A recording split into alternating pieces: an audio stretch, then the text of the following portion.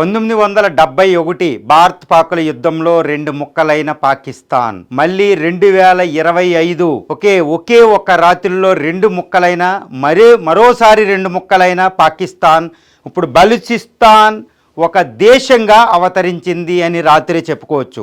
ఎందుకంటే గ్వడార్ పోర్ట్ అనేది ఒకదాన్ని, అదేవిధంగా బలూచిస్తాన్ రాజధాని క్వెట్టా, ఈ క్వెట్టాని Balochistan liberation front, Balochistan liberation ఆర్మీలు పాకిస్తాన్ ఆర్మీ నుంచి స్వాధీనం చేసుకున్నట్టు తెలుస్తుంది. ఇప్పుడు స్వతంత్ర దేశంగా బలూచిస్తాన్ అవతరించింది.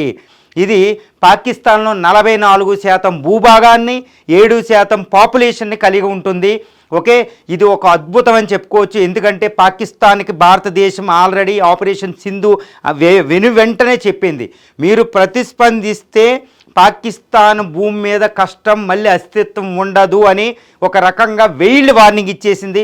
రాత్రికి రాత్రే పాకిస్తాన్ ప్రతిస్పందించింది మన మీద. అంతే, భారత్ ప్రతిస్పందన ఎలా ఉందంటే కరాచీ పోర్టుని ఐఎన్ఎస్ విక్రాంత్ సర్వనాశనం చేసినట్టు తెలుస్తుంది. ఇస్లామాబాద్ మీద అటాకు, పాకిస్తాన్ ప్రధాని పరారీలో ఉన్నారు, బంకర్లోకి వెళ్ళిపోయారు, ఆర్మీ చీఫ్ అరెస్ట్ చేశారు, అతను లేడు అని తెలుస్తుంది. ఈ విధంగా క్వెట్టా బలూచిస్తాన్ రాజధాని ఒక పెద్ద సిటీ ఇన్ పాకిస్తాన్ ఇప్పుడు బిఎల్ఓ ఫ్రంట్ అయిపోయింది. అంటే స్వతంత్ర దేశంగా ఇది ప్రకటించుకున్నట్టే, ఎందుకంటే రాజధాని పోయింది, ఇంకా ప్రకటన ఒకటే తరువాయి. ఈరోజు ఎట్టి పరిస్థితుల్లో Balochistan liberation front, Balochistan liberation army ఇప్పుడు ఆఫ్ఘనిస్తాన్ కాందహార్లో ఒక అజ్ఞాత ప్రభుత్వాన్ని నడుపుతున్నారు. వాళ్ళు అటాకులు చేస్తున్నారు జాఫర్ ఎక్స్ప్రెస్ నుంచి. ఇది వీళ్ళ కళ. ఇది నిజం కాబోతుంది. ఒక్కసారి వీళ్ళ హిస్టరీ చూస్తే 1948లో వాళ్ళు బలూచిస్తాన్ ఒక దేశంగా ఉండేదన్నమాట. అప్పుడు పాకిస్తాన్ దాన్ని ఆక్రమించేసుకుంది. అప్పటి నుంచి బలూచ్ పీపుల్, అంటే బలూచ్ అనే ఒక తెగ అనమాట, వాళ్ళ పేరు మీదుగా బలూచిస్తాన్ వచ్చింది. అది ఒక ఇరాన్ సరిహద్దుగా, ఆఫ్ఘనిస్తాన్ సరిహద్దుగా ఉంటుంది. భారతదేశానికి సరిహద్దు లేదు. అక్కడ గ్వడార్ పోర్ట్ ఉంది. ఇప్పుడు ఇది దీనికి స్వతంత్రం అంటే 75 సంవత్సరాల బలూచ్ పీపుల్ కళ ఈరోజు నిజమవుతుంది. పాకిస్తాన్ ప్రధానికి అసలు ఏం చేయాలో పాలుపోవడం లేదు, ఎందుకంటే పాకిస్తాన్ రెండు ముక్కలు అయిపోయింది. ఒకే ఒక్క రాత్రిలో భారత ప్రతిస్పందనకి ఫస్ట్ ఫలితం అంటే ఇస్లామాబాద్, కరాచీ, లాహోర్ సిటీలు పోవచ్చు, అది కాదు, మళ్ళీ వాళ్ళు కట్టుకుంటారు. కానీ బలూచిస్తాన్ ఒకప్పుడు బంగ్లాదేశ్ లాగా ఇప్పుడు బలూచిస్తాన్ డివైడ్ అయింది. అంటే పాకిస్తాన్ అస్తిత్వానికి పునాది పడింది.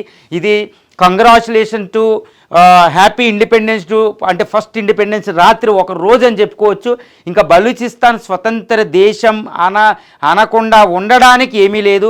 పాకిస్తాన్ ఆర్మీ కూడా ఈ క్వెట్టా నగరం నుంచి పారిపోతుంది. తర్వాత ఇంకో విషయం ఏంటంటే గ్వడార్ పోర్టు, ఇప్పుడు చూపించిన గ్వడార్ పోర్టు అక్కడ చైనా ఆధీనంలో ఉంది. చైనా బిల్డప్ చేసింది కొన్ని $1 బిలియన్ పెట్టి. ఆ గ్వడార్ పోర్టు ఇక్కడ నుంచి సీపెక్ అనేది ఒకటి వెళ్తూ ఉంటుంది అనమాట. గ్వడార్ పోర్టు ఇక్కడ ఉంది.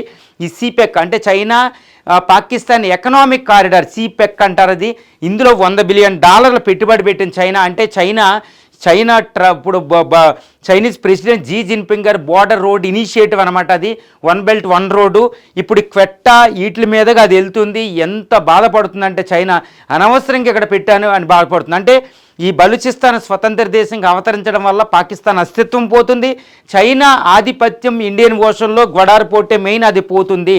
సో భారత్కి అతిపెద్ద విజయం అంటే బలూచిస్తాన్. అంటే ఒకప్పుడు ఇందిరా 1971లో బంగ్లాదేశ్ని అవతరింపజేస్తే ఈరోజు నరేంద్ర మోడీ గారు ఈరోజు బలూచిస్తాన్ ఒక దేశంగా అవతరింపజేశారు. ఇది భారతీయులందరూ ఆనందపడేది, బలూచ్ పీపుల్ ఆనందపడేది. పాకిస్తాన్ చేసిన దానికి బాధపడవలసిన రోజు. టెర్రరిజానికి ప్రతిఫలం బలూచిస్తాన్ అని మనం చెప్పుకోవచ్చు.